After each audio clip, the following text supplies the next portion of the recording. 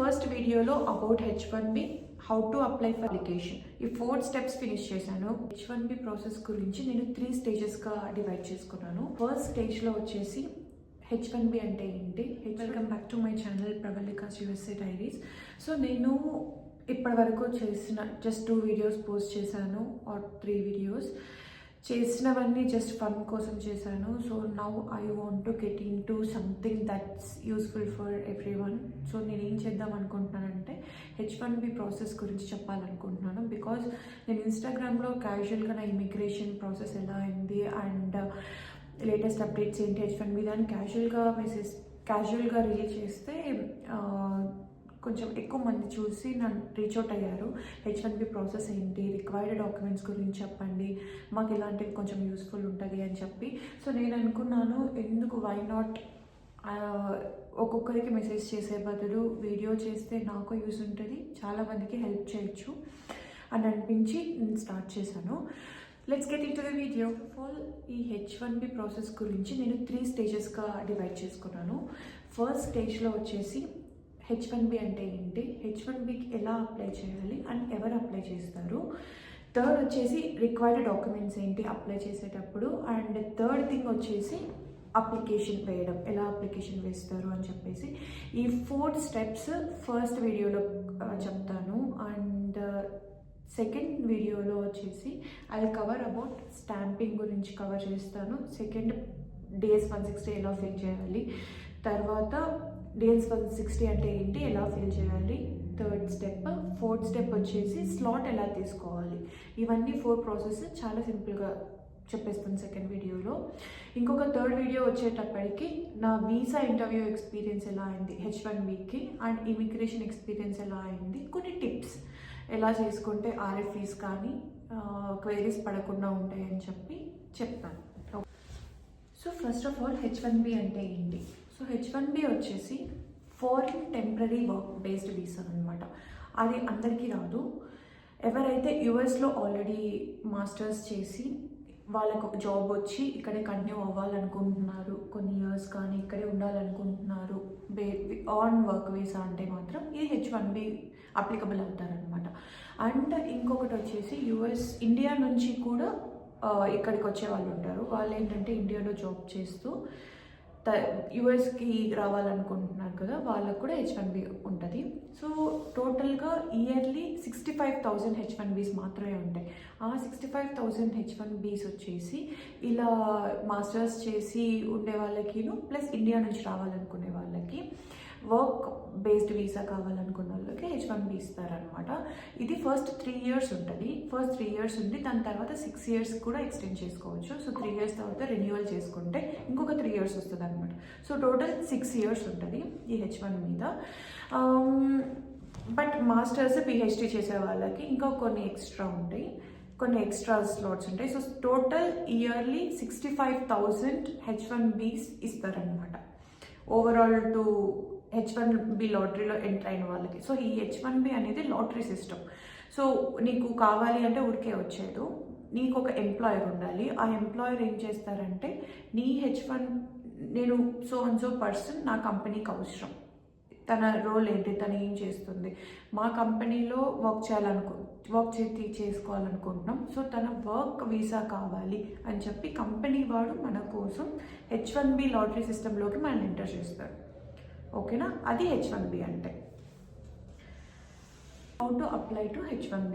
మీ employer ఏం చేస్తారంటే మీకోసం మిమ్మల్ని H1B లాటరీ సిస్టంలోకి రిజిస్టర్ చేస్తారు. రిజిస్టర్ చేశాక ఒకవేళ మీ లాటరీ మీరు పిక్ అయ్యారు ఆ లాటరీలో, H1B లాటరీలో పిక్. ఇది ఎప్పుడు చేస్తారంటే ఎవ్రీ ఇయర్ మార్చ్లో చేస్తారనమాట లాటరీ సిస్టంలోకి రిజిస్టర్ మనల్ని. సో ఎవ్రీ ఇయర్ మార్చ్లో చేసినప్పుడు ఫైల్ చేసిన తర్వాత మీరు ఒకవేళ సెలెక్ట్ అవుతే H1B లాటరీకి, వాళ్ళు లేబర్ కండిషన్ అప్లికేషన్ అని చెప్పి LCA ఫైల్ చేస్తారు విత్ డిపార్ట్మెంట్ ఆఫ్ లేబర్.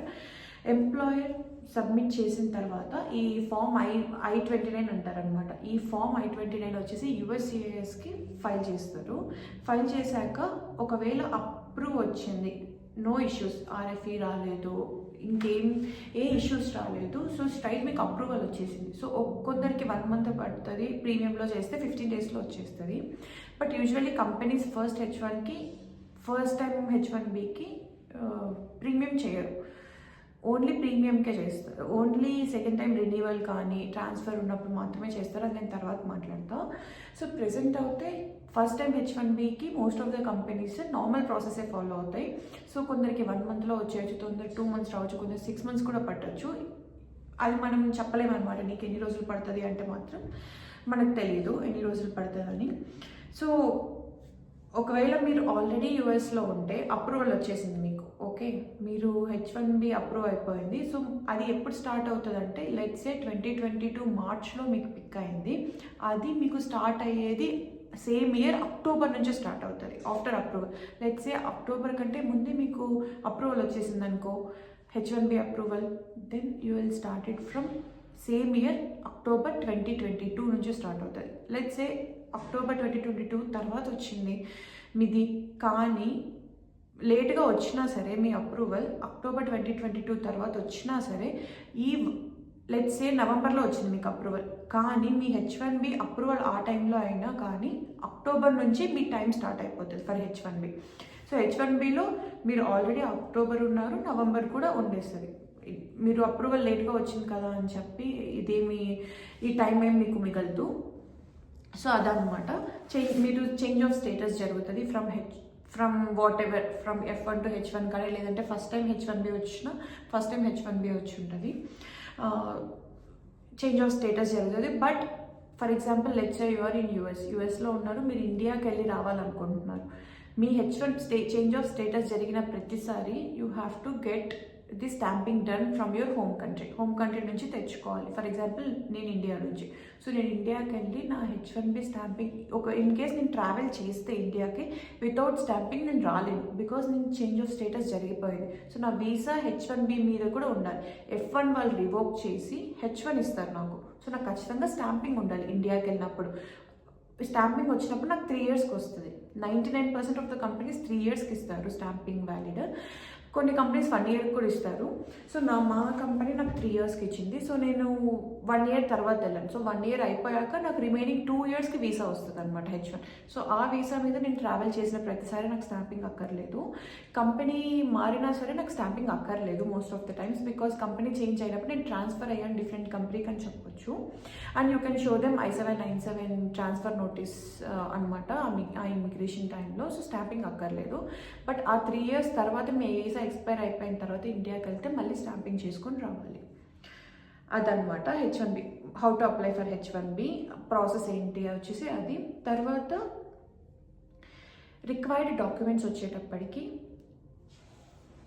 ఎంప్లాయీకి మీరు H1B లాటరీ సిస్టంలోకి ఎంటర్ అవ్వాలంటే there are list of documents that you require to give them. అవి ఏంటంటే ఆ ప్రాసెస్లోకి ఎంటర్ అయినప్పుడు జస్ట్ మీ కరెంట్ ఓపీటీ ఉందనుకోండి, ఆ కరెంట్ ఓపీటీ, మళ్ళీ పాస్పోర్ట్, ఇలా బేసిక్ ఇన్ఫర్మేషన్ సరిపోతుంది. Let's say your H1B is picked and approve అవ్వాలనుకో, పిక్ అయింది, తర్వాత మీరు అప్రూవ్ చేయించుకోవాలి USCIS దగ్గర నుంచి. అప్పుడు ఏం చేయాలంటే రిక్వైర్మెంట్ డాక్యుమెంట్స్ ఉంటాయి. ప్రతి కంపెనీకి లీగల్ టీమ్ అనేది ఉంటుంది. ఆ లీగల్ టీమ్ అనేది మిమ్మల్ని అప్రోచ్ అయ్యి ఈ డాక్యుమెంట్స్ అన్నీ సబ్మిట్ చేయండి అని చెప్పి ఒక పోర్టల్ కానీ సో వాళ్ళు ఎలా అయితే హ్యాండిల్ చేస్తుంటారో అలా అడగచ్చు. సో రిక్వైర్డ్ డాక్యుమెంట్స్ వచ్చేటప్పటికి మీ పాస్పోర్ట్ కావాలి, తర్వాత I-20 కావాలి. I-20 స్టార్టింగ్ ఫ్రమ్ యూఎస్కి వచ్చినప్పటి నుంచి మీరు మాస్టర్ స్టూడెంట్గా వచ్చి ఉంటే ఫస్ట్ ఇయర్ నుంచి ఇప్పటివరకే ఉన్న హిస్టరీ ఆఫ్ I-20s కావాలి. తర్వాత డిగ్రీ సర్టిఫికేట్స్ కావాలి. 10th class నుంచి అడుగుతారు. సో 10th class ముందు అయితే అడుగుతారు. 10th, ఇంటర్, +1, +2, బ్యాచిలర్స్ సర్టిఫికేట్స్, మళ్ళీ మాస్టర్స్ చేస్తుంటే మాస్టర్స్, PhD చేస్తుంటే PhD, ఈ సర్టిఫికేట్స్ అన్నీ కావాలి మనకి. దాని తర్వాత ఆఫర్ లెటర్ ఉంటుంది కదా, మన ఎంప్లాయర్ అంటే మనం కరెంట్ ఎంప్లాయర్ H1 ఏదైతే పిక్ అయిందో ఆ కంపెనీ ఎంప్లాయర్ ఉంటాడు, వాడి ఆఫర్ లెటర్ కూడా సబ్మిట్ చేయాలి. అలానే ప్రీవియస్ వీసా F1 నుంచి H1 చేంజ్ ఆఫ్ స్టేటస్ అయితే మాత్రం నీకు ఇంకొక వీసా కూడా ఉంటుంది. What ever status H1 F1 to H1 let's say F1 visa ఉంటుంది, అది సబ్మిట్ చేయాలి. తర్వాత I-94s ఉంటాయి, ఎన్నిసార్లు వచ్చి వెళ్ళుంటారు కదా, ఆ I-94s పెట్టాలి. తర్వాత OPT, STEM OPT, experience letters, like అది ఎక్స్ట్రా ఇన్ఫర్మేషన్ అనమాట, ఉంటే బెటర్. సో ఎక్స్పీరియన్స్ లెటర్స్, తర్వాత రెజ్యూమే, ఇవన్నీ ఇంపార్టెంట్ డాక్యుమెంట్స్ టు సబ్మిట్ అనమాట. ఇవన్నీ ఉంటే మీకు RFU వచ్చే ఛాన్సెస్ చాలా తక్కువ. ఈ డాక్యుమెంటేషన్స్ అన్ని మీరు ఒరిజినల్ డాక్యుమెంటేషన్సే సబ్మిట్ చేయాలి. ఇన్ కేస్ మీరు ఏదైనా రాంగ్ చేస్తే క్వైరీస్ పడే ఛాన్స్ ఉంది. But most of the legal teams are very good in USA I feel, because RFU వచ్చే ఛాన్సెస్ చాలా తక్కువ ఉంటాయి. సో ఇవన్నీ మీరు కన్సిడర్ చేసుకొని సబ్మిట్ చేస్తే మీకు ఇష్యూస్ అనేవి రావు. మీకు అప్రూవ్ అయిపోయింది, తర్వాత ఇవన్నీ సబ్మిట్ చేశారు, తర్వాత నెక్స్ట్ ప్రాసెస్ అప్రూవల్ వచ్చేసింది. దాని తర్వాత మీరు మీ ఎంప్లాయర్ దగ్గర నుంచి ఖచ్చితంగా ఏ డాక్యుమెంట్స్ తీసుకోవాలి అంటే LCA కాపీ ఖచ్చితంగా తీసుకోండి. LCA కాపీ అంటే వాళ్ళు సబ్మిట్ చేసి ఉంటారు, ఈ డాక్యుమెంట్స్ అన్ని యూజ్ చేసి వాళ్ళు ఫైల్ చేసి ఉంటారు కదా H1B అప్రూవల్ నోటీస్ కోసం. సో ఫైల్ చేసినప్పుడు ఈ కాపీ అంతా ఇప్పించుకోండి. LCA లేబర్ కండిషన్ అప్లికేషన్ది, తర్వాత I-797 డాక్యుమెంటేషన్, యాక్చువల్లీ LCAలోనే ఉంటుంది, బట్ అదొకటి. అండ్ జాబ్ డిస్క్రిప్షన్ మీకు డౌన్లోడ్ చేసుకుంటే వచ్చేస్తుంది, అదొకటి. తర్వాత ట్యాక్స్ డాక్యుమెంట్స్, తర్వాత I-29 ఫైలింగ్ డాక్యుమెంటేషన్స్, ఇవన్నీ మీ దగ్గర పెట్టుకోండి before you go to stamping to your country, your home country for H1 stamping. You have to carry all of these documents. ఈ డాక్యుమెంట్స్ అన్నీ ఉండాలి మీ దగ్గర వెళ్ళినప్పుడు. వాళ్ళు ఎప్పుడు ఏది అడుగుతారో తెలియదు, వాళ్ళ మూడ్ ఎలా ఉంటుందో కూడా తెలియదు. So we have to be prepared for all of that అని నేను చెప్తాను. నేను తీసుకెళ్ళినప్పుడైతే ఇంత పెద్ద బుక్లెట్టే తీసుకెళ్ళాను, బట్ వాళ్ళు ఏం అడగలేదు. బట్ స్టిల్ ఒక ఇన్ కేస్ వాళ్ళు అడిగినా నా దగ్గర అన్నీ ఉన్నాయన్నమాట డాక్యుమెంటేషన్. సో ఫోర్త్ స్టెప్ వచ్చేసి వర్క్ అప్లికేషన్, ఫోర్త్ ప్రాసెస్. మీరు H1B ఎవరి దగ్గర అయితే ఉందో, H1B ఎవరి దగ్గర అయితే పిక్ అయిందో వాళ్ళ దగ్గరే వర్క్ చేయాలి.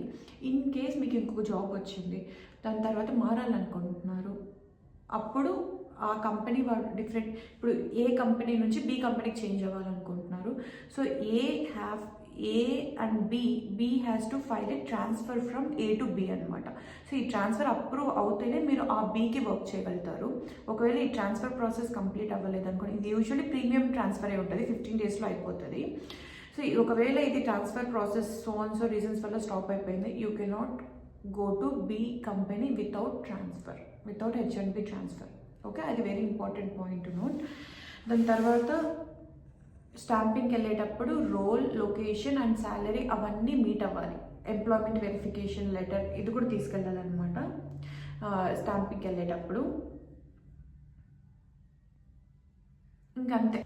సో నేను ఫస్ట్ వీడియోలో about H1B, how to apply for H1B, required documentation and work application, ఈ 4 steps ఫినిష్ చేశాను ఫస్ట్ వీడియోలో. సో నెక్స్ట్ వీడియోలో నేను రిమైనింగ్ టాపిక్స్ కవర్ చేస్తాను. సెకండ్ వీడియోలో వచ్చేసి about stamping, DS-160 process, how to fill DS-160, how to get slot for visa stamping, ఇవన్నీ cover చేస్తాను సెకండ్ వీడియోలో. థర్డ్ వీడియో వచ్చేసి visa interview experience, H1B visa interview experience and immigration experience, ఈ 2 cover చేశాను third వీడియోలో. So ఎందుకు నేను 3 వీడియోస్గా convert చేశాను ఇది అంటే, ఎవరికైనా సరే ఇంత లెంతీ వీడియో చూడాలంటే బోర్ కొడుతుంది కదా. సో అలా అని చెప్పి 3 వీడియోస్గా చేశాను. నాకు ఒక వీడియోలో చెప్పేయడం చాలా ఈజీ, బట్ నేను 3 వీడియోస్గా చేస్తే అట్లీస్ట్ ఒకటి యూస్ఫుల్ అయిపోయినా. For example let's say H1B process గురించి ఆల్రెడీ నీకు తెలుసు, నువ్వు ఫస్ట్ వీడియో చూడనవసరం లేదు, సెకండ్ వీడియోకి జంప్ అవ్వచ్చు. ఫస్ట్ వీడియోలో స్క్రోల్ చేసి మరి ఈ ఇన్ఫర్మేషన్ ఎక్కడ ఉందని వెతుక్కోవడం కంటే సెకండ్ వీడియోకి డైరెక్ట్గా వెళ్ళిపోవచ్చు. అండ్ సెకండ్ వీడియో ఇంట్రెస్ట్ లేదు వేరే వాళ్ళకి visa interview experience, stamping experience తెలుసుకోవాలనుకుంటున్నారు, అలాంటప్పుడు థర్డ్ వీడియో చూడొచ్చు. అందుకని చెప్పి నేను 3 వీడియోస్గా కన్వర్ట్ చేశాను. ఇదే మీ వ్యూస్ కోసం దీనికోసం అలా ఏం కాదు. సో యూస్ఫుల్ అవ్వాలి అని చెప్పే చేశాను అనమాట. I hope you like this video, and if you like this video, please like, share and subscribe to my channel. I'll see you in our next video. Thank you. Bye bye.